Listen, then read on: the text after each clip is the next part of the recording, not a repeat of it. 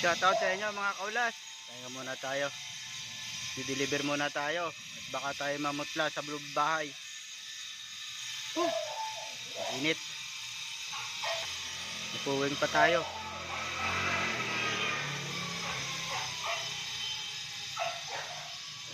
Ang init. Dapat may dala tayo palang tubig. Sobrang init. Bakuot na naman si Hulas.